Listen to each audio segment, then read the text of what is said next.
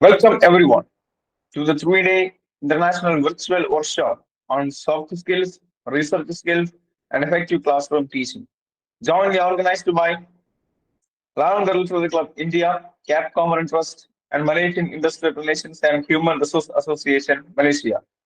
Today is the second day. Today we have two speakers, Dr. C.A. Rajesh, Bus Public School, Dubai, United Arab Emirates, and Anisha Yu, Assistant Professor of English, Mother Teresa College, Trivandrum, Kerala, India. Now I introduce our first speaker, Dr. C.A. Rajesh, former Assistant Professor and Head of the Department of Alfonsa Arts and Science College, Kanyakumari, India. Presently, he is working at Dubai, United Arab Emirates. Now I invite Dr. C.A. Rajesh to Good begin the morning. session. Thank you. Good evening to all who have joined on this wonderful day for this international conference. I thank Literary Club, Capcom Press, and also Malaysian Industrial Relation. To be a part of this conference makes me happy. At the same time, I'm my immense pleasure to discuss something about classroom management. You know, as a teacher, discussing about it, it's a wonderful pleasure for me to share and receive knowledge. Because learning is still the deathbed. Learning is not at the time of college days or not at the time of school days till the end. That's why now I would like to share few ideas on such thing. Before that, I would like to shoot certain questions to you all. Am I audible? Am I audible? Hello, am I audible?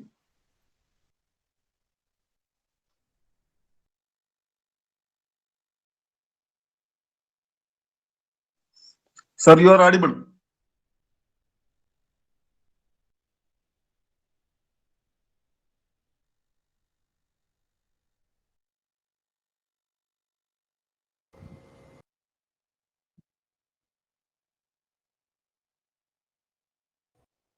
Sir, he left the meeting.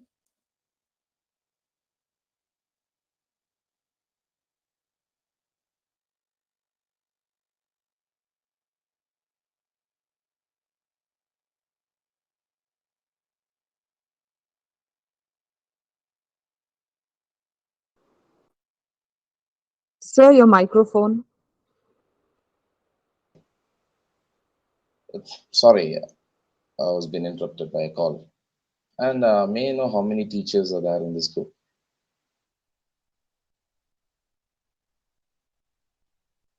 No teachers. Professors, teachers, too. So we have a lot of people in this group. So can anyone tell me what is classroom management? Can we define classroom management in a wonderful way? Can you define what is classroom management on your context? I don't want the definition of what is classroom management, but I would like to get few ideas from you. Can you tell me, anyone, can you tell me what is classroom management?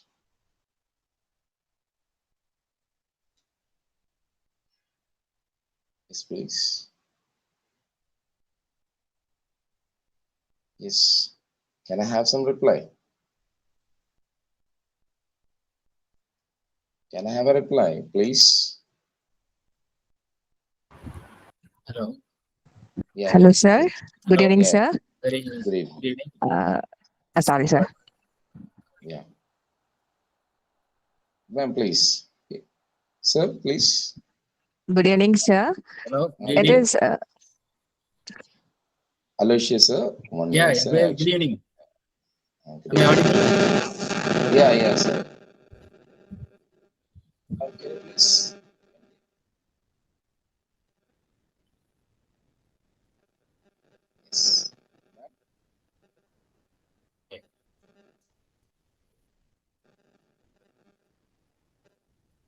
is that?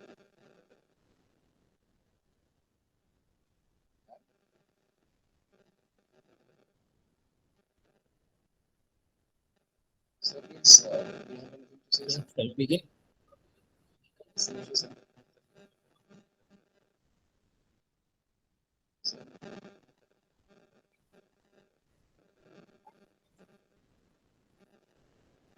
Sir.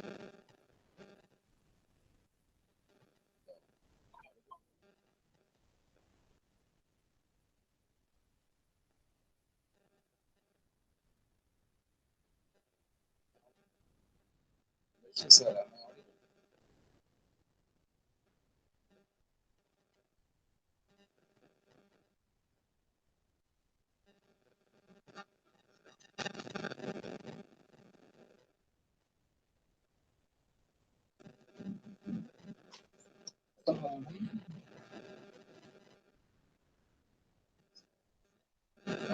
Network correct ಆಗಿದೆ.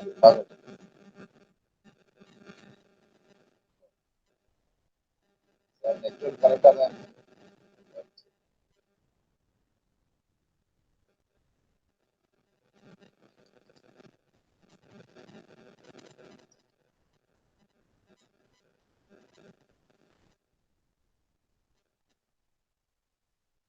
Am I audible? Am I audible? Yes, sir, you are audible. Oh, okay, thank you. And Anu ma'am, can you please?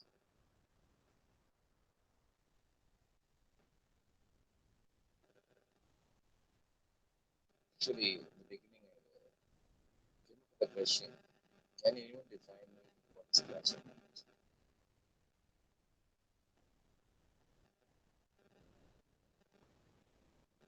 So the person this, I like to take forward as a discussion session. That shall we know something?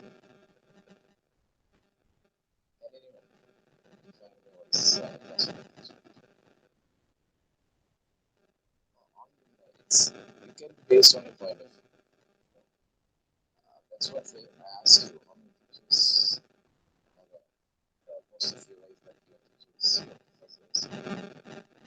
That's what I came up with that question. It's classroom management.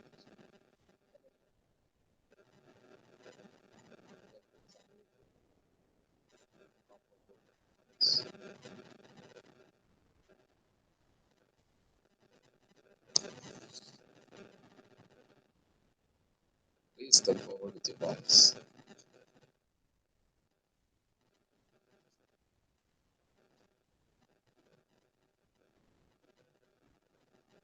Are you clear with my question?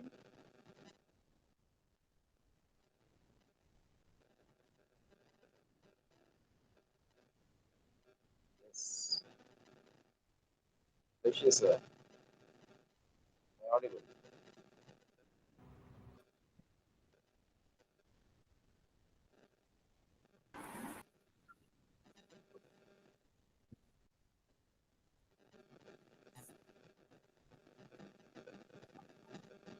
Yes, sir.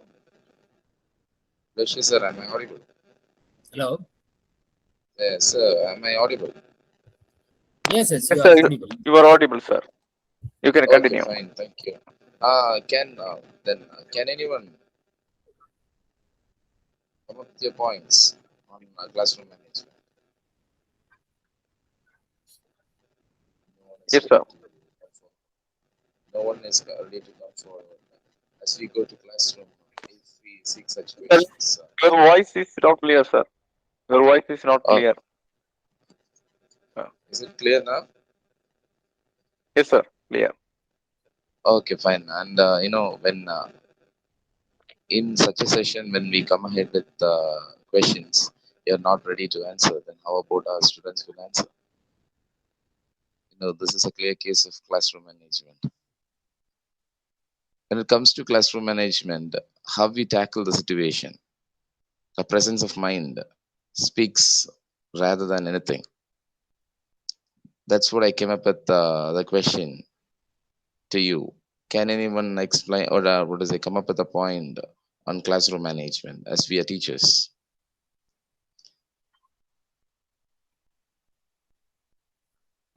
Now, is anyone willing to answer my question?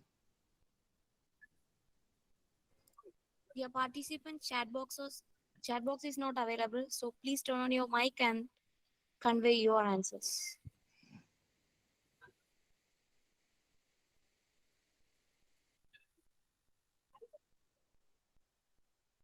Okay, fine. I hope participants are too tired in the evening after the busy schedule. So let me continue my day. I hope actually I planned for a discussion session, and now as our people are very tired, I'll just continue with it. You know, when it comes to classroom management, we have our own idea. Whatever it is said, there are a lot of international benchmarkings, international as asset score setting, and too many things. They speak on attainment, they speak on how the behavior of the students, they speak on all the aspects in teaching and learning. That is what today we could see that, and we have a lot of curriculum, we have a lot of university syllabus going running ahead, where we find IITs are the topmost, and the rest they say that it comes to the least. When it comes to school, we speak about IB, International Baccalaureate, and then we compare with the state board. Sometimes we compare with CBSEs, ICSE, and to IGCSE, too many syllabus. But the point is how we deal the students. That is what we stay. As teachers, we have to be very clear on our point. I'm very clear on our stand, because teaching is a service rather than a profession. When we choose such a wonderful profession that does service rather than something else, we have to be proud enough. That's once what Abraham Lincoln said, teachers are actually to be honored in the society. Now, to my point, yeah. So can you come ahead with the first slide? Oh, first slide is that. Welcome to, yeah, fine. Thank you. Can you shift to the next slide? Here we have a statement. If you don't plan, the student will. The student will plan for you. This is what is happening in today's world. No, that's what actually 2 days back, while I and my friend was discussing about classroom management and how classrooms move forward. Really, we were shocked to see the reaction of the students' behavior, is the learning learning perspective, and all such things happening in students. To be said, I'll quote an incident. A boy was stating that the particular school is the best school, and he just switched off his school from his 10th standard to 11th standard to another school that is to be said the topmost school in the particular area. And when months passed away, he came back to his old teacher and he said, replied like this, "Ma'am, the portions are running fast. They don't deal it properly, and I find it difficult." This actually really affects all the teachers, and this is where we stand on classroom management. Really, that's why we have a point. If you don't plan, the student will plan for you. Most of us, when we get into a classroom, we don't have a clear-cut planning on how to deal with the students. Some in this present world, we have students. They are far knowledgeable than us.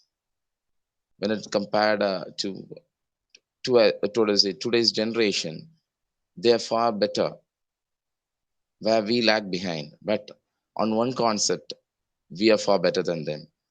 We are experienced. We have applied what we have learned. The application part, we are very strong. But when it comes to knowledge, they have a wider knowledge. They get experience from whatever media, and they learn from too many aspects. Now we have a part called chat gpt. I don't know how many of you have known about chat gpt. Do anyone know about chat gpt?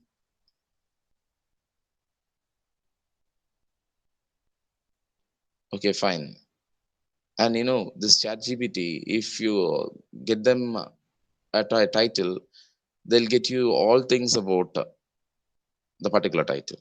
And then now they have come up with a new software that is million times faster than the older one. And that is what the today's world is moving forward, where we teachers are behind or forward or are based on us. To be said, when they say about classroom management, the first or the foremost, all experts speak is lesson plan. But lesson plan, and when it comes to lesson plan, is it lesson plan essential or not?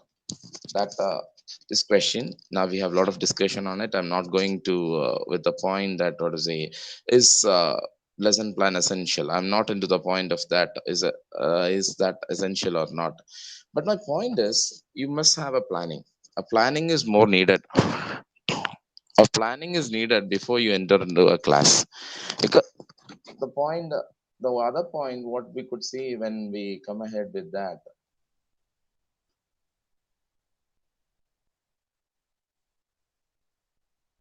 No, when we come ahead with the other point, the planning. Without planning, if you go to a place, everything, you plan for a trip.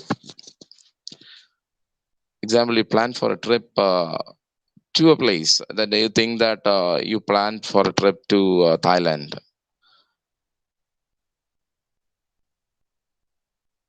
What you will think about, and what will be your main aspect, your goal, and what you like to achieve, your attainment and everything. Can anyone come up with that?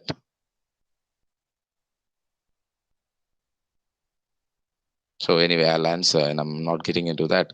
No, this is what we can see, that when we plan for a trip, there itself we have a plan, a word called plan. We plan for a. If you don't plan for it, surely it will be a flop, because you're traveling to a long distance. You have to book a flight. You have to book a, hotel or a restaurant. Sorry, not it's a hotel or a motel or something like that. You have to book, and you have to be ready. You have to be ready with all such things. Otherwise, you can't travel as you have. So planning is that's how we find a classroom as. We have a problem, the biggest problem in a classroom, that our students are too naughty and they don't listen to us. To be the fact, do they listen to us or not listen to us? It's based on us, because how we plan, how we accommodate them. Most of the time, we are not ready to accommodate our students properly. That's because we don't plan. You know, that's what we can find in a classroom too. You know, we don't make them think. We don't make them work. We don't make them share their feelings. We just go on this one, or like one to one. We just go on speaking. We are not ready to make them get involved. That is what today's world is speaking about. Today's world, when we come ahead with that, today's world is saying that it has to be collaborative learning, and that is what the international benchmark speaks. It has to be collaborative learning. No, in UAE, we have, especially in Dubai, we have an organization called KHTA. They actually deal with this schools in Dubai, and once in a year they come for an inspection, and what's the actually how they assess the student, the teacher, the classroom, and everything is very different. Sometimes we get surprised how this happens. They say that when you go for a classroom of 45 minutes, you're supposed to speak just for 5 to 10 minutes. That's what a teacher has to do. That the rest 35 minutes is in the hands of a child, of a student. That is what today's teaching is moving forward. That's what they say. Today's teachers are facilitators. Today's teachers are not, the olden days we call them as lecturers, right? They lecture, we listen. But today they say that the teachers are facilitators. We have to facilitate them. We have to accommodate them. We have to entertain them.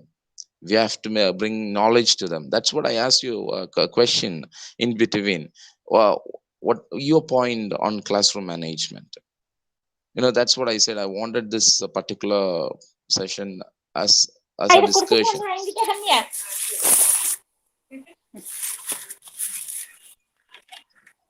Yes.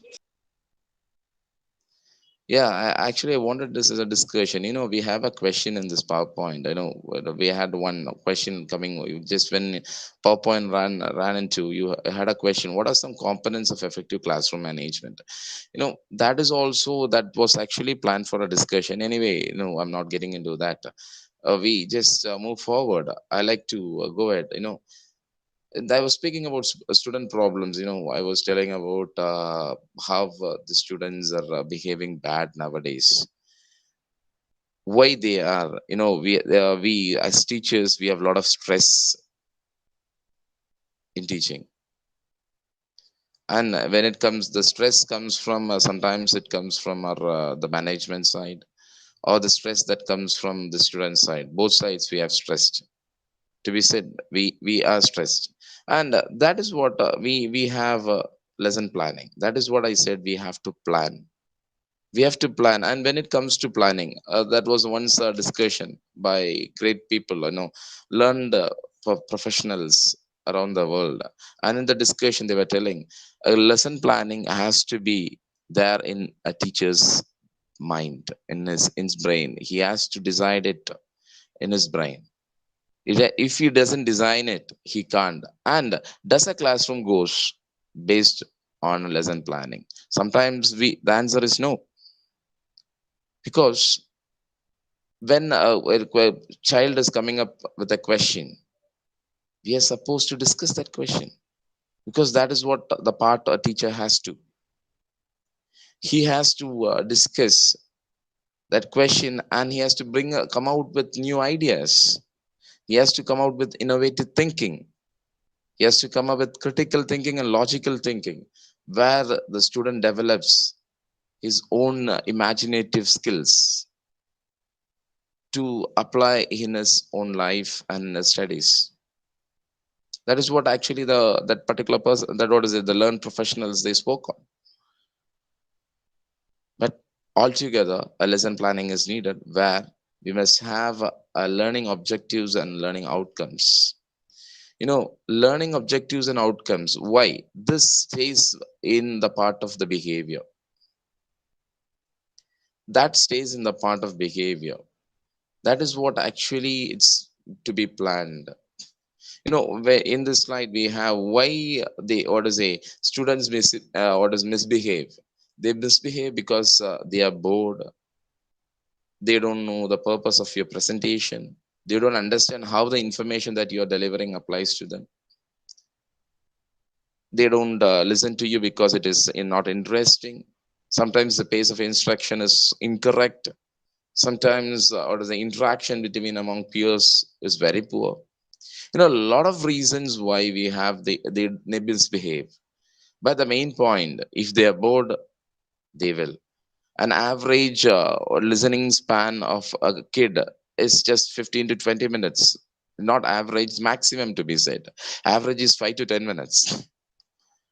It's 15 to 20 minutes. When you have such a timing, we have 45 minutes in the hand, and if you teach for 45 minutes, how they will? That's what today's world is coming up. Today's, all international organizations are coming up with the same tone, saying that a teacher has to teach only for 15 minutes. The rest has to be in the hands of students. The students are supposed to run the role, or to say the major role. If they come ahead with such things, then they won't be bored, because they'll get involved into it, and they will have, or we have multiple ideas on what has been discussed. They'll understand when it has been or when it has been discussed in groups. If you surf in net, now we have lot of activities coming in. I don't know how many of us provide them ample opportunities to involve in activities. I don't know how many of you, but activities actually take away a class. That puts a wonderful impression on learning.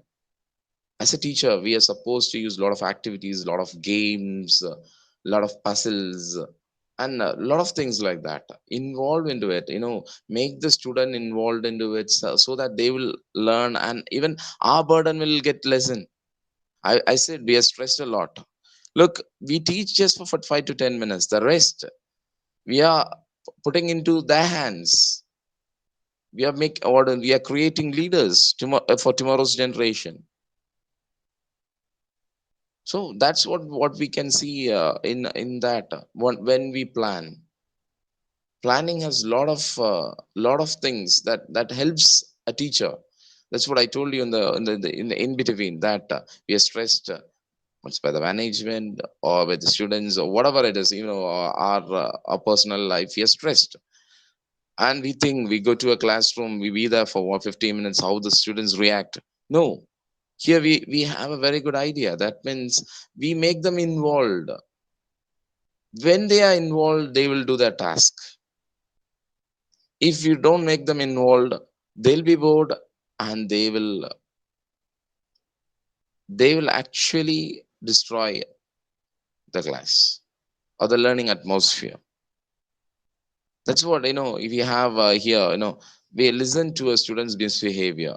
That is actually a true statement. We have to listen to students misbehavior, because it may be an annoying disruption, but it's a secret message of a student that it's boring, so I'm not ready to listen to it. And has been conveyed by you is not understood by me. A lot of messages are there. That is an annoying disruption. That's what we have to listen to. That when a student is disturbed, we have to understand that something wrong has happened. That's what, when the activities come, when they involve, they get involved and they learn. And the best part of communication, what is an effective communication? When you come with effective communication, they say that an effective communication is when it is questioned. When the part is questioned, it is effective communication. When your classroom, when students come up with questions, then it is said that you have communicated well to the audience. So you're questioning that, the questions from the students has to be there as a part, as guiding a values of classroom management. We have fairness, your firmness, your consistency, you have developmental appropriateness.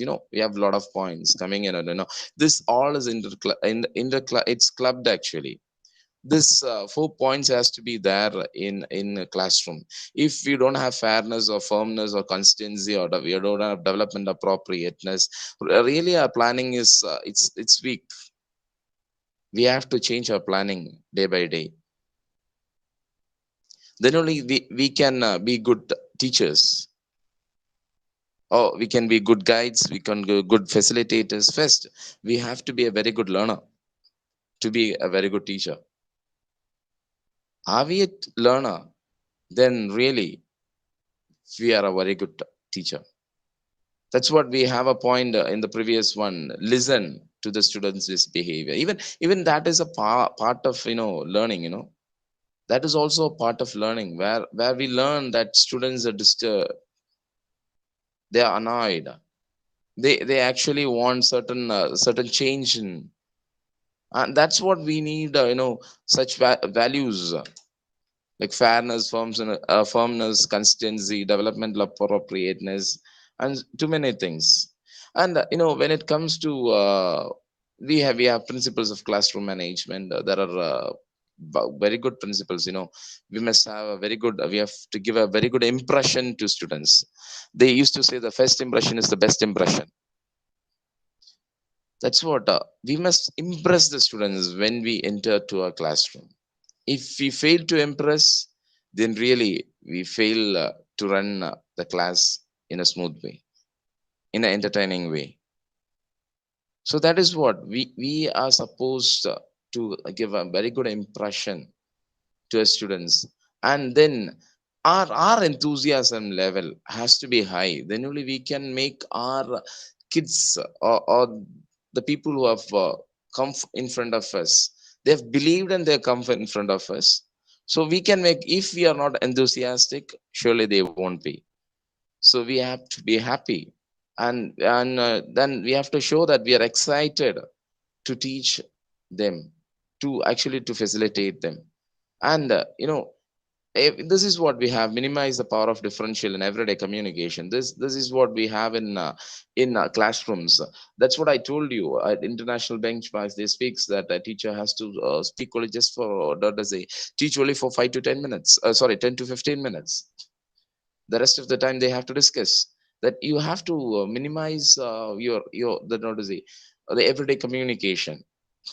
That means you have to make them discuss. You have to create new leaders, new teachers, new engineers, new doctors. You have to make them think differently. I normally, when in my classroom, I used to tell an example, state an example like this. If when Apple fell on Einstein's head, if you would have not thought in a different way, we would have not had Newton's laws. As he thought, as he imagined in a different way, we had. Otherwise, we think like that an apple has fallen in my head. Oh, it's paining, and just we move. But he thought in a different way. That is what teaching is. We run in a track where everyone run, but that never gives an effective teaching. As a part, I'm a part of a literature team. No, I'm a literature student, and I'm a literature.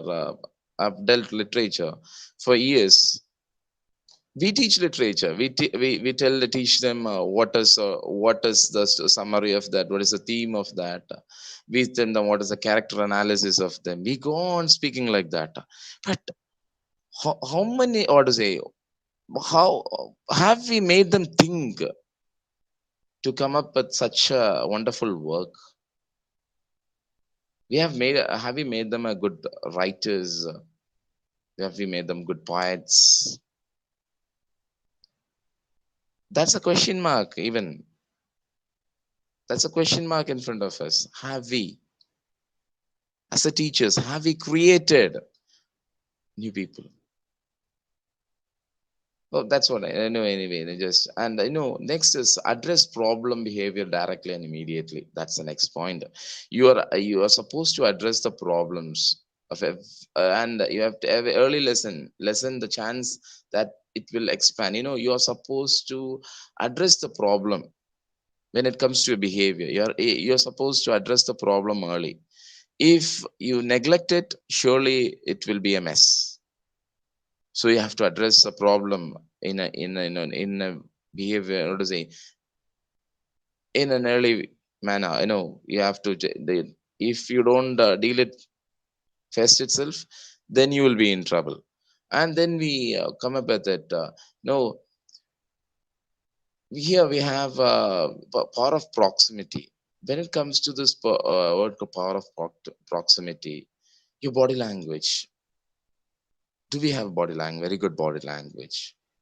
Do we have a very good voice? Hitler, when it comes to Hitler controlled the whole crowd with his speech, with his voice. That was his, when it come to great politicians, great leaders, how they deal with it. Everyone have their uniqueness, but when a teacher, we must have a very good body language. If you don't have a body language, surely our students really will get annoyed. I know that's one of a point. I'm not saying that it is, but one of a point, when we are into a discussion, this body language shows that we are fully involved, and your voice states that are fully dedicated, a strong voice. And this is what we do. And when we work on one-to-one with students while not turning back in the rest of the class, that is what that the main point. When a student is raised in a classroom, we just go near no go and stand near to him, to the person, and we answer. Actually, that to be said, is it a good or a bad impression? That we have to think. When we are focused one, the rest will get distracted. So we have to be very clear while we tackle such situations. Otherwise, the students will be the students will get annoyed. And then we have we say prevention is better than cure. That is what we have planning. The first, we have to prevent all such things. That's what we have to say. That's what we say. I said first itself, our class has to be an interactive classroom. It has to be a collaborative learning. That's what today all say, that it has to be student centered learning, where student has to be focused and the students have to run the class, where we have to facilitate. We have to bring multiple opportunities for students to interact, to actively involve, to come up with the orders. And we have to cover up the expectation, not covering up the expectation. We have to go beyond. When we come ahead with that teaching, it's not teaching inside a box, it's teaching outside the box. Our syllabus is a framework, and we have a box, and we all sit in we sit into it, but we don't go beyond that. That is what we could see in teaching nowadays. Actually, it is said that we have to go outside the box. We have to make them think ahead of what is in the syllabus. Then only we'll have very good thinkers coming, emerging from our classrooms. And and then we have this is what when a question has been raised from a student, we have to actively listen to them. We must have a positive attitude towards such questions. Most of the time, even I have gone through too many people like this, that when questions are raised by the student, they say that you be quiet, why you are shooting such questions. No, actually questioning is learning. That's what I said. If what to say, if when apple fell on Einstein's head, if you would have not thought about that, you would have not had Einstein's, or to say, loss. Like everything we have, everything what has happened in this world, if Thomas Alva Edison haven't thought that, when he failed for 1,000 times, his private secretary told him, you are going to be a failure. He said no. He said it in a positive way. Even 1,000 times I invented that 1,000 things never suits a bulb. A positive thinking. You must always have a positive attitude towards your students. If you don't have positive attitude towards your students, you are not going to achieve anything. And then we come to focus and paying attention and behavioral things. This is all very common things we come with it. But the main point where we could stand behind is, we have to plan that our students take the major part in our classroom, not we dealing the major part. That is actually a boon for us, and at the same time a boon for a student too. So we have to plan in such a way that we make the students get involved into our classrooms and make a classroom a colorful one where we get knowledge. When we come with a discussion, that's what we have, group discussion. We come up with multiple points. That's what in my classrooms I used to do this.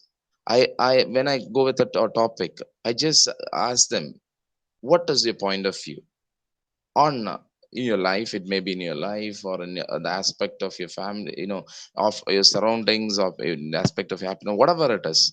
They come up with multiple points, multiple ways. Even I would have not thought about it. So even I get enlightened by their points.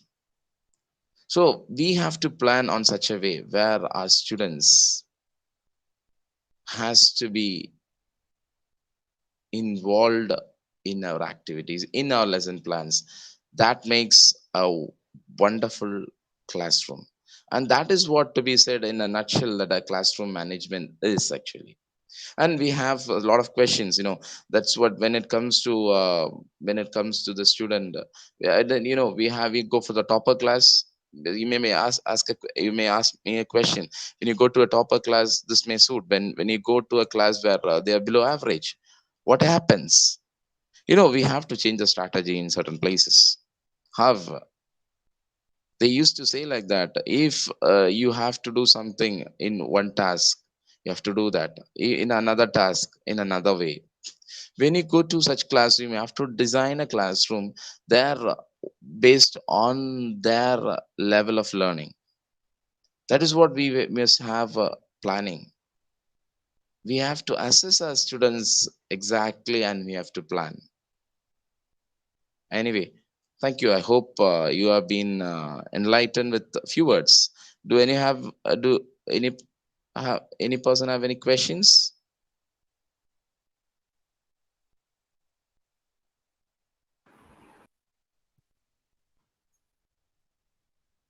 Dear participants, if you have any questions, please raise.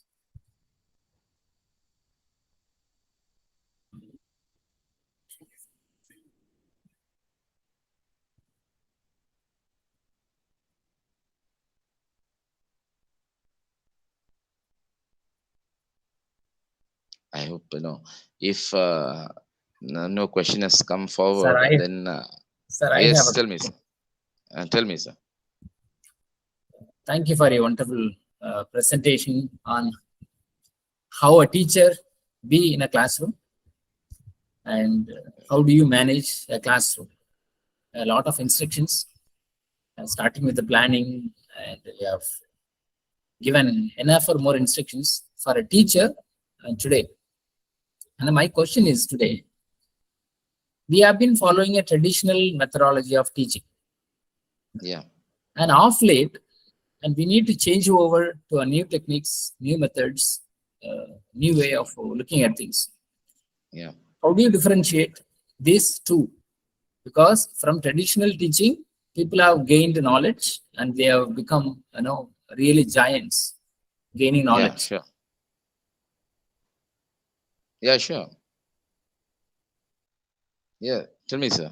That you find from the traditional classroom management and in today's context after the corona Yes. pandemic. We have a massive difference in both things. As now I'm teaching in a school, as I've dealt in a college. Even during my college teaching too, I have gone through this. But when it comes to corona, we find a lot of difficulty. They find difficult in writing. They find difficult in understanding. They find difficult in narrating, because they are nowadays they are lazy actually. To be said, the students are lazy. We have to boost them up. And when you said about traditional learning, our traditional learning had a lot of practical works. And when it comes to our school days, I remember my school days, we had a very good basic where the students lacked. That's what, when we come ahead with IB learning and IGCSE learning, they used to say like this. They used to refer that it's like iceberg. You have 25% of the syllabus in the top cover, and the rest 75 is lying behind, lying inside. If you don't understand that 75%, you are not going to learn the 25%. And today, after this corona, we find people are changing a lot. They actually, to be said frankly, they depend on system. That's what I just I've put a word called ChatGPT. I hope you would have listened. I hope so. Actually, ChatGPT helps them a lot. Even if you go for an assignment or something in a classroom, they used to say in a simple word, "Sir, I'll just type in ChatGPT and I'll come up with the answer tomorrow." They are not ready to read. They are not ready to write. No, they just need everything in an easy way, easy going. That's what we find, and we have to change it. So how do you change it? What are the ways? Can you mention some best practices for a classroom management as a teachers? As when it comes to a best practice, what I follow, and I can't tell everyone follow, right? What I follow is actually we go for higher order thinking, make them think beyond. No, we come up with activities in classroom which makes them thinking creatively, and we state that I know, as certain times we'll have discussion. We used to have discussion on such things among students. What does once there was a discussion in my classroom, they just does ChatGPT helps you or ruins you? We make them understand what is that and how you have to, and that is what I said. We have to go with collaborative learning, student-centered learning. Today the student feel that they have to be focused,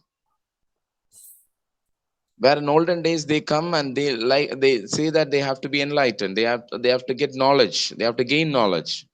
But today students feel that they have to come up, they have to express, and we say the freedom of speech. And this is what few methods, and we have a lot of methods using, but these are the few things. Okay. Anyone else has a question to raise? Hello, sir. Yeah, Yes, ma'am. Please, Okay. raise your question. Thank you, sir, for your enlightening sharing. I have a question, and that has actually pricked my conscience for quite some time as a teacher. Tell me, ma'am. When it comes to honors classrooms, it is more or less okay or manageable. And as you have shared about effective classroom management, maybe in a room where we have around 30 to 40 or 50, it is more or less not exactly manageable, but we are trying and we are always learning, but it is more or less manageable. But when it comes to class 11, 12, or in a classroom where we have more than 100, 150, so would you be kind enough to give us some tips as to how we can effectively, manage the classroom? So where we can actually include the students in the teaching learning process. Would you be kind enough to give us some tips on that?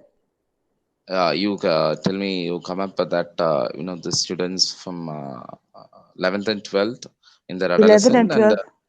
and I have Yes. classroom of 150 students Yes, we have more than 150 also, sir. So in what a do we classroom. do? Yes, In a because in classroom, class, yes, sir. Yes, sir. So how do we actually, actually accommodate them? to be said psychologically, that has to be answered psychologically. There is we can't come ahead with theoretically or that. As per psychology, they say that we must not accommodate too much of students in adolescent period. If we accommodate Okay. like too much of students in a classroom, then they'll get distracted very soon. But if that the example, we'll think that they go for an auditorium, they go to to an cinema hall, they listen to it. Why? We have a question. When they go to a cinema hall, why do they listen to it? You have a Because point here, sir. they actually they attract them. They distract them, not attract. They distract them. One with what to say? One thing we have the lights are off, the dullness, and the second thing we have sound effects and big screens and a big huge space. But you think 150 students in a big hall, how do we entertain, attract, or distract them? What method can we use to distract them in that place? That we have to think. And to be said, it's not possible because they are an adolescent age.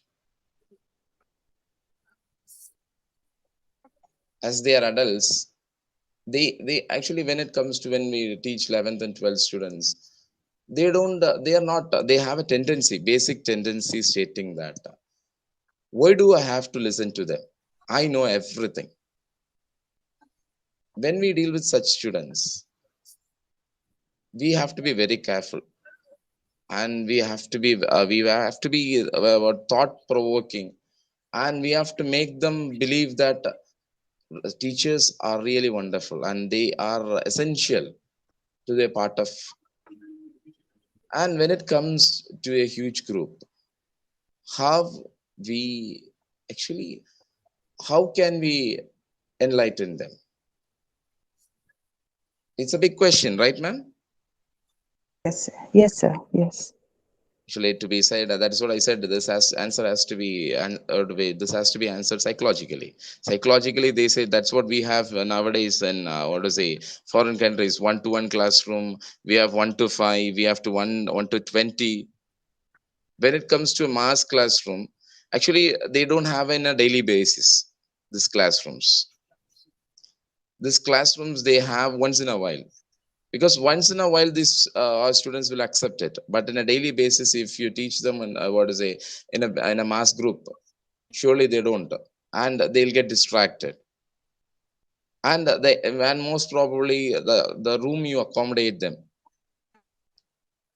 it must be spacious. That's what I mentioned. Theater. How it is a spacious room. They are accommodated, and they are seated in a leisurefull way. So how you accommodate them, and all these things deals with that. So my personal opinion is handling them in small groups will be better. And another thing is, when we actually we have high achievers, medium achievers, and low achievers normal in a classroom. Am I right, ma'am?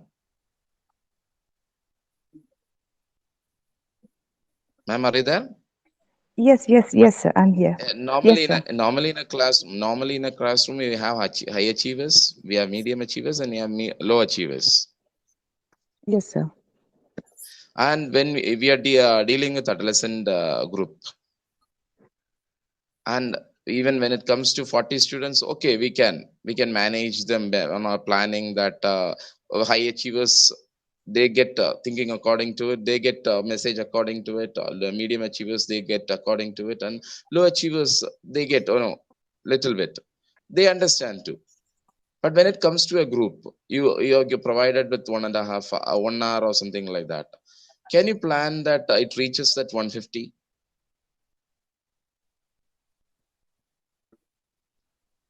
Ma'am? Oh, yes, I'm Can you here, plan? sir. Can you plan Exactly. for one? Just for 100 or 150, it may not be possible, but if we were to divide them into groups, then that might be possible, as you have shared, sir. That is what the point, ma'am. It is not advisable to have it in mass groups. No, there are schools which has more than 100, 150. Yes. Actually, Yeah. there are. So Yes, there are. We are actually facing this. Classroom when you are having more than 150, 100 students. Okay, it is not that they should not have, but it is already having in most of the schools and colleges. We have, even in colleges, we have more than 80 students. Now, in that context, how do you manage the classroom? That's the question, actually. Okay, yes, that's the point. Yeah. As you said, Yeah, that's what. possibly it's a small group. Okay, we need to, and today we need to use the technology that has come up. Okay. Sir, And sir, even- to be said, to be the point there, you said we use the technology for 70. You know, when it comes to grown-ups, you say college. The college we have 70. Except to the point, they understand the value. But when it comes to an adolescent group, when it comes to this, ma'am was actually referring to 11th and 12th. yeah, schools. Yeah, of course. They Yeah, have, that- actually they have. And how do you manage that class? So that is that's what I'm the- telling, sir. Actually, they have that, but practically, this I don't have answers to be said, frankly. Yeah. You know, I don't have answers. You know, It's till only, now, they have to make the small groups. groups. That And is then, what I yeah, can. they have to make the groups and then act as a group activities. They have to Yeah. find alternative methods of teaching rather than a traditional way of teaching. That- Otherwise, it will not that's reach to the persons and it will be just a mere memory. As usual, we are having rote memory. Sure, that's what I was telling. Interactive classes has to be there. If the class is not interactive, then it will be boring. As per the new education policy in India, it's going to be replaced because we are supposed to be skilled in particular course and anybody can, all over India, anybody can choose. There may be 500,000 students in the study. Yeah, actually, Maybe in that's what, online, sir. but if Actually, it's an offline classes, how do you manage? So it's a matter of teachers using their own creativity, and then there are creative ways in which you can able to take. so you can, you know, when it comes to a crowd, on 50 group, you know, we have to make them. What does it get to be said? We have to distract them. That is what most of the people are doing. That, you know, when we come play a video, they actively listen to it. Am I right? So such things. But my advice is actually to split, and I don't have that two effective methods of grouping, or to say teaching in a mass group. Yeah. Anyway, if I find anything, I'll just reply to it. Okay. But as far as I just, Thank you, sir. Ma'am, I also have something to say on this. For Yes, sir. 1 to 12th, we have actually, we use the word pedagogy. I don't know whether we have used the word pedagogy for teaching. Yes, sir. Yes, sir. Because the Pedagogy. students are dependent, right? So we impart the knowledge and they get it. Okay, that is the first level actually. So when it is dependence, the knowledge is actually gained. Therefore, it's not that we are not training them to be very creative, but they are dependent. And then next comes actually independent when it comes to after 12th standard or something like that. Now today after the pandemic, they are using the word interdependent. Okay, you should be learning from the experience. A lot of things from you. You know, you get it from internet and on all these available. As Sir has said, Chat GPT is very much alive today. So all these are possible, but then these pedagogical methods we need to update and change in a smaller units, smaller groups. Very nice. Thank you. Anybody else has questions? With that, I think. Thank you, sir. Thank you. If no other questions, we'll go for the next session. Okay, Thank thank sir. you. Thank you so much Thank you. for enlightening Thank you, us sir. the roles and Thank you. responsibility of a good teacher. Okay, thank you, sir. And I begin the next session. Yes, Jenu. Dear participants, our next speaker is Anusha Yu, Assistant Professor of English, Mother Teresa College, Trivandrum, Kerala, India. Assistant Professor Anusha is going to deliver a talk on interpersonal skills. And now, I invite Dr. Aloysius Albert, Dean of Students, St. Xavier's College, Palayamkottai, and he will act as a moderator of the session. Thank you. Thank you, Jenu. So let me welcome the resource person of the day, the second session. And we will listen. If you have any questions, you can raise at the end of the session. And ma'am, we welcome you to this session. Hope you'll be enlightened by your words, thoughts, and wisdom. Welcome, and it's your session now.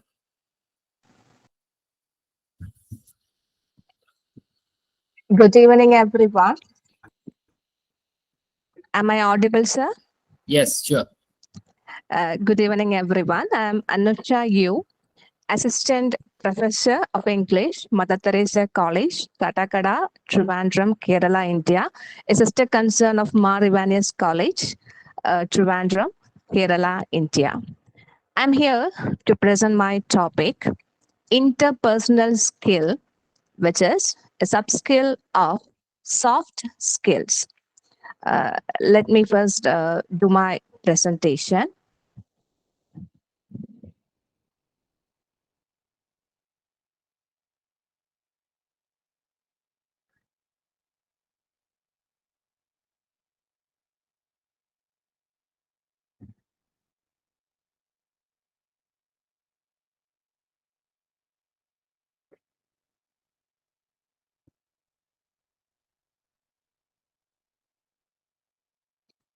So, am I audible, sir? Hello. Ma'am, you are audible. Yes. Thank you, sir. So, here is my topic, interpersonal skill, which is a subskill of soft skill. So, first, let us find out what soft skill is. Soft skills include any skill that can be classified as a personality trait or habit. Just pin the These video. are, sorry, sir. Just pin the video. Let it be bigger in size. Is it okay, sir, now? Is it okay, sir? No, it just come on the sides. Is it everybody feeling the same? Is there any problem with the video, sir? Yes, sir. Yes, you are not seeing the video. I get in very Yeah, we small can size. see, but Sorry, we sir. can see it in a small size. Okay. Very small size does. Rotate this screen, ma'am. Oh, it is okay now. Ma'am, please turn the screen. I have to turn the screen, but it is not turning out. Auto rotation on. Make auto rotation on and turn the mobile phone. It's not rotating, sir.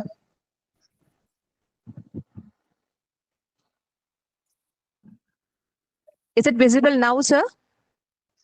Yes, sir. It's visible. It is Yeah, visible. that's only it's a very small size. Yeah. Okay. go Okay, ahead. you are not able to see it, sir.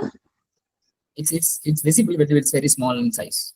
Okay, go ahead. ma'am. Okay, go ahead. I'm really sorry for my disturbance there. Maybe no problem. some problem with my phone here, sir. Really sorry for that. Really sorry, participants. So, telling about the soft skills, those are not about the knowledge you possess, but the behaviors you display in different situations. Some of the basic categories of the soft skills are interpersonal skills and communication skills. So, first we have to know what interpersonal skills are. These are the skills that we use every day when we communicate and interact with each other, both individually and in groups. They include a wide range of skills like communication skills, listening, speaking, controlling your emotions, etc. These interpersonal skills are actually called by other names as social skills, people skills, life skills, emotional intelligence, or employability skills. So, why do we need this interpersonal skill? We may be a doctor, a teacher, an entrepreneur, a chartered accountant, a bank manager, or maybe a security there. But we need this interpersonal skill. The reason we are not living in a bubble. We are surrounded by people in almost every part of our lives. We need to interact with many people and we have to connect with them and bond with them. And for these things, we need good interpersonal skill. This good interpersonal skill will oil the wheels of these interactions. So, I'm going to present a list of interpersonal skills that is needed for our everyday existence. The first one is the communication skill. communication is the key to success.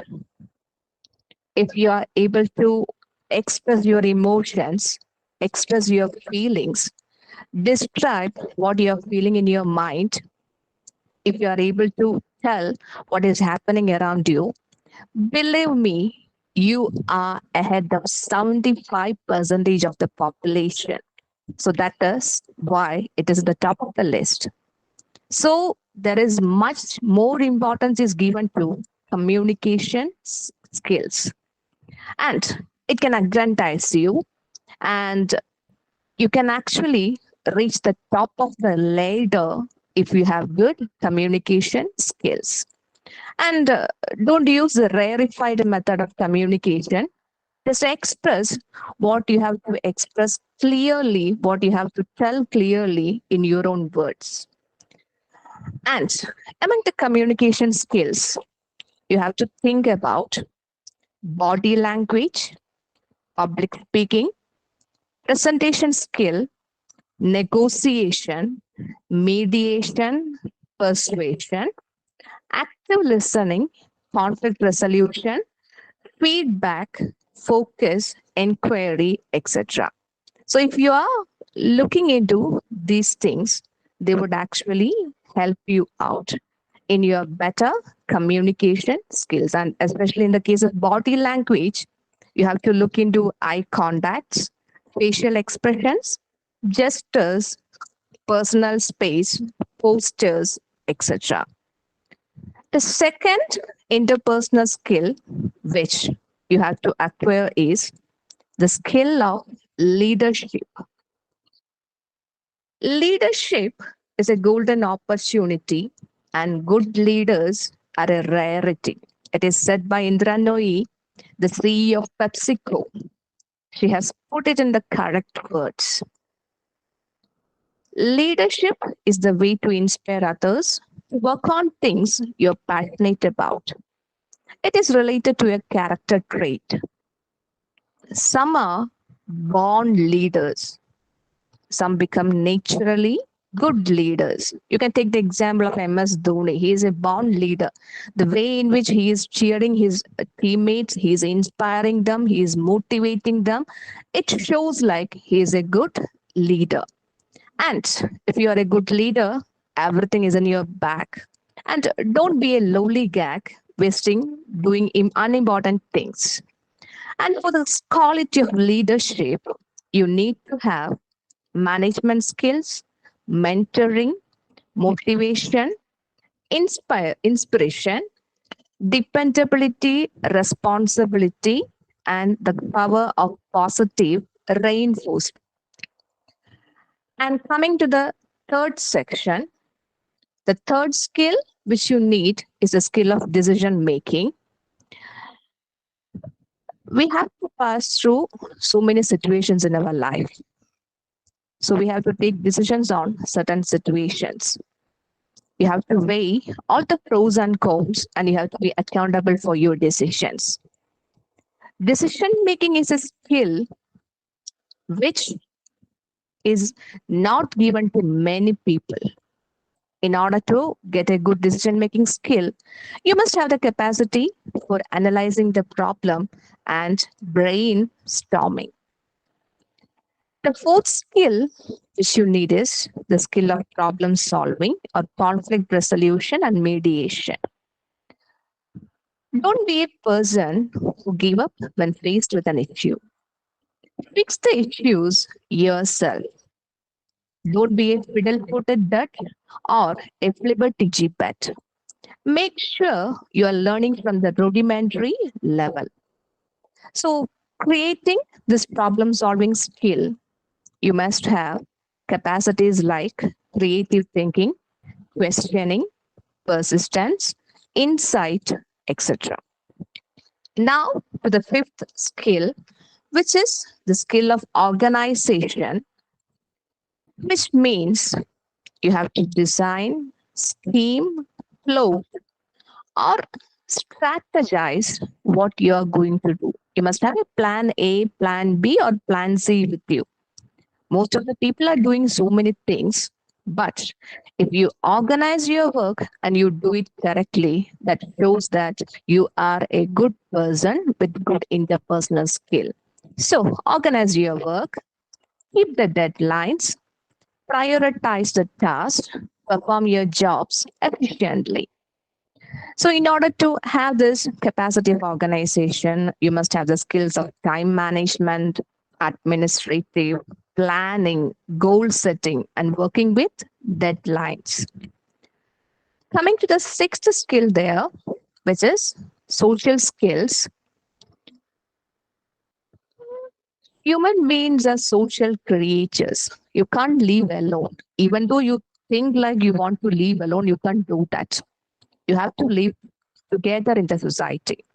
You have to chat with everyone, interact with everyone, connect with everyone, and relate with everyone around you. So you have to get the basic social skills. So you have to learn how to start a conversation, how to introduce yourself, how to create your life in a more good way, how to interact with each other people, how to speak with each people. These things, these skills, you have to acquire by yourself. Then only your life would be more manageable. So in order to get this social skills, you must have this relationship building capacity, rapport developing capacity, and social awareness.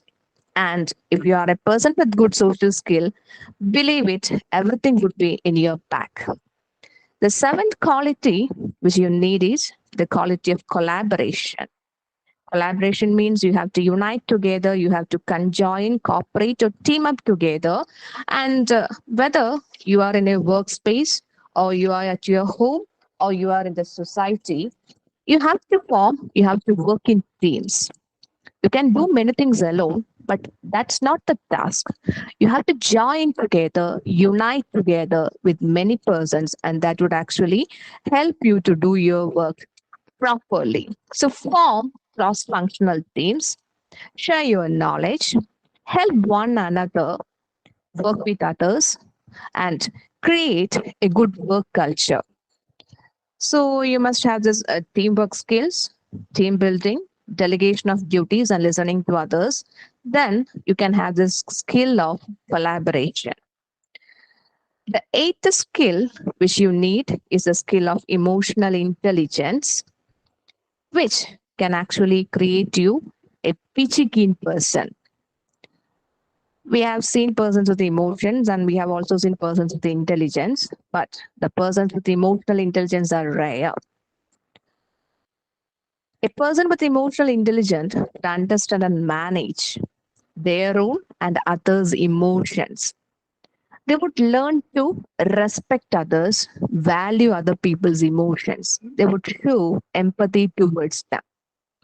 So, in order to have this skill of emotional intelligence, you must have the qualities of self awareness, empathy, cultural sensitivity, open mindedness, tolerance, patience, caring, compassion, respect, sensitivity, and sympathy. So don't be a callous person in your life. Be an empathetic person, and that will create miracles in your life. Coming to the next skill, the skill of adaptability or flexibility, where you can adjust or condition yourself with whatever is happening around you. We are sure that everything is not smooth sailing. Sometimes we may have storms. So it's better you have to tailor your clothes accordingly. You have to fit yourself into your workplace or your family or your society. So try to learn to adapt various atmospheres. Accept the changes and overcome the challenges. Don't run away from it. Just sleep on it, think about it, find out the resources, find out the way, and make sure like you are going to overcome it. So, in order to have this capacity of adaptability, you must have the skills of resilience, positive attitude, and humor. And the 10th skill which you have to acquire is the skill of stress management. Basically, all of us are going through the skill of stress. We have this skill of stress. because each and every day we are facing so many problems. We are having so many problems around us, chaos around us, and we are just moving along with it. So we all are stressed in one way or another way. So stress is a part of this modern fast moving life. And too much stress can lead to burnout and depression and many other diseases. So handle your stress protectively. Start reacting to the stress in a clear way. You have to stay calm under pressure and use the relaxation techniques. And the next skill or the skills which we need in our lives are the skill of dependability, like be a dependable person in your workplace or in your society so that people can rely upon you on any given situation. Be punctual and start to keep promises. Then the skill of negotiation, where you have to listen to others. You have to use your creative problem solving capacity well, and you have to determine a solution. You have to interact, you have to pursue and always do your research well. Then the most important skill, which is the skill of positivity. Be a tenderfoot person or a versatile person, you must have this capacity of positivity. A positive attitude can make huge differences in life. A cheerful attitude will help others, and it will keep your stress levels down. It will produce a feeling of optimism. It would increase the productivity at the workplace, and your nature would be welcomed by everyone. And it can refrain you from making your workplace a toxic place. You can create positive rapport with all around, with the people all around you. So it must be shown in your behavior skills, rapport building, friendliness, humor, and social skills. So if you are a positive person, believe it, half of the problems are solved. The next skill which is needed in your workplace is your openness to feedback. Be a broad minded person. Accept constructive criticism. Apply the feedback or the criticism to yield desired outcomes. And the next skill which you need is a skill of self confidence. Self confidence is you're playing it by ear. That means you're going with the flow. It's like you may be there in between chaos, storms, and so many things. And if you are a positive person, a person with self confidence, you would be able to challenge all this and to cover all this. It showcases your natural capacity. So, a confident person would be a great asset to the society as well as the work manner. And last, not the least skill which you have to acquire is a skill of professionalism. That means you must be highly professional in your workplace. There, you have to treat people with respect, and you have to be aware that you are representative of your work and for yourself. You must take pride in your job, and you must take your role seriously. And it must be seen in your way to do your job, to get your job done. So these are some of the interpersonal skills which we need to acquire in the society as well as in our workplace. And what are the benefits of the interpersonal skills? We can have better camaraderie. It may increase the trust and dependability. It will help in more and better creativity. It will also help in effective task completion. Plus, it will actually give you the way for greater productivity, as well as it will give you more opportunities. And how to strengthen your interpersonal skills. You have to develop the power of effective communication. You have to appreciate the people around you, have a positive body language and attitude. Be a leader and try to resolve the conflict around you. Try to build meaningful relationships with each other and don't be a complainer. In such a manner, you can actually create so much interpersonal skills. And believe it, with the interpersonal skills, you can actually achieve so many things in your life. You are teachers, you are facilitators. So you are creating the next generation of this country. So make sure you are producing leaders for this country. We are not creating the next generation, but we are creating the next generation leaders of this country. So make sure you are moving into your classrooms, into your facilitation centers with this interpersonal skills. Thank you. That's all my presentation. Thank you all. And sorry, I'm not able to show my presentation well there. Sorry for my trouble. Really sorry for that. Okay, ma'am. It's clear. Thank you, Anusha ma'am, for giving us a wonderful presentation on interpersonal skills as soft skills. Okay. So almost in all the colleges, we have soft skills training programs. And as a teachers, we have mentoring programs, and we need to develop an interpersonal skills. And ma'am has given a wonderful various skills, starting with the communications and the leadership qualities, decision-making process, how to develop social skills, collaboration, how to manage emotional intelligence. And we need to be adaptable, also flexible in certain matters. And she was also talking about stress management. And I was wondering, even the first standard students are stressed today. What about the college teachers? Or we are talking about teachers having stress, but we need to have students in the KG having stress. So how to manage stress? Also the positive vibrations that we need to have around us, and number of skills. Also, what are the benefits of interpersonal skills and how do you strengthen this interpersonal skills? Ma'am, it was really wonderful. And if you have any questions to ask regarding the soft skill interpersonal skills, you are most welcome.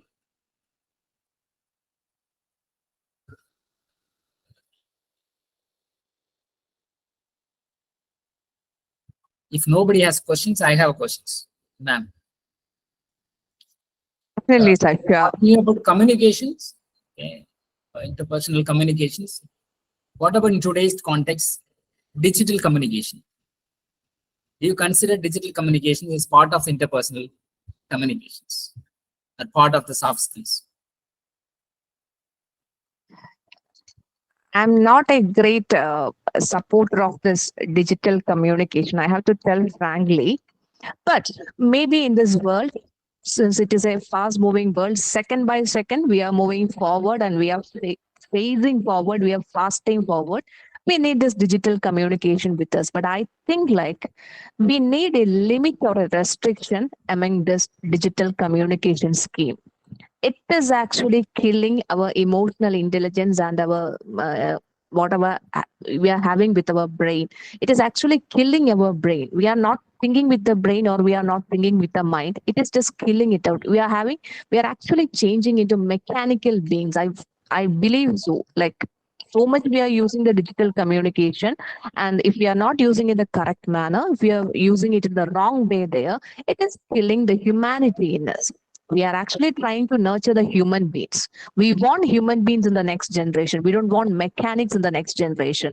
We just want to see students as human beings, as real humans with flesh and blood. So I think like we have to give a restriction or a limitation in the digital communication, but it is needed. As the last presenter said, the chat GPT and so many things are there which are actually helpful for the students, but it is actually killing their creativity and their humanity. So my suggestion is just to limit or restrict this digital communication pattern among the students as well as among the human beings. Thank you, sir. So usually when the going gets tough, the tough gets going. Yes, sir. Yes.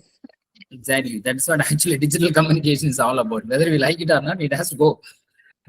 Because everything depends on our digitalizations. Okay. Definitely. Now, another questions that I want to ask you is, you're talking about interpersonal relationship, interpersonal skills.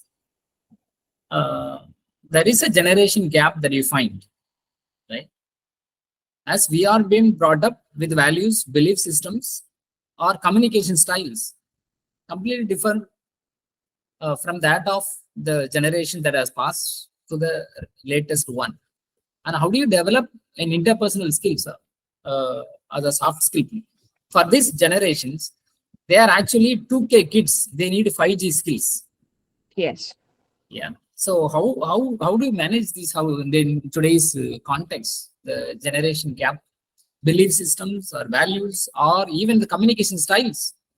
Our parents' style is different from what we are actually in, but their styles are actually wonderful. But it's completely changing. And as part of the interpersonal skills, how do you respond to this generation gap? This generation gap, I think we can actually change it in our effective classroom teaching style. If we are using, as last presenter sir has said, if we are using the classroom as a way to collaborate with the students, to make them analyze the world around them, to teach them humanity, we can actually change the way they are actually upbringing. They are being brought up now. The students are 2K kids. They are more or less, they are what connected with the screens and all the things there without knowing what is happening around. We have to use methods in our classroom teaching to change them, to create changing mannerisms in them. And definitely, if we are looking for new teaching patterns, teaching practices, and teaching ways, that would actually create a better generation. So it's not like they are going to become like the last generation. Definitely, they are not going to become like us. They may be more advanced than us, but we have to create human beings in them. We have to create something that is what is left in the humanity must be there. So we have to use more what teaching practices, teaching patterns, teaching methods which are more in a humanized manner, and that may help them. Sure. Nice, man. Thank you. And we need, that's why the schools and colleges are counselors and mentors today. Definitely, sir. To develop Definitely. this interpersonal skills. Skills, Because yes, sir. it's like hospitals, they need to have a psychiatrist or so on, but schools, they have counselors and Definitely, sir. mentors. Definitely. Yes. So a lot of seminars and conferences are having on mentoring. Okay, very important. Thank you. Also, sir. find the individual achievements. Everybody actually is in favor of individual achievements, competitions, and that actually undermines the healthy interpersonal skills. That is because of possibly this digitalizations or digital communications. We have been cut off from the rest of the world. Okay, that's nice. Is there anyone who has got any other view? Hello, Mind up. madam. Yes. Good Nice. evening, madam. Good evening. Good evening, ma'am. Thank you for the sharing, madam. I noted down a few of the points that you mentioned about emotional intelligence. Madam, Yes, would you be ma'am. kind enough? Would you be kind enough to share those points again? I could just note down a few of them. Definitely, ma'am. I would tell. In order to have this emotional intelligence, in order to nurture the quality of emotional intelligence, you have to create the qualities of self awareness, empathy, cultural sensitivity, open-mindedness, tolerance, patience, caring, compassion, respect, sensitivity, and sympathy. Ma'am, do you get it, ma'am? Yes, madam. Thank you so much. Thank you. Thank you. Thank you.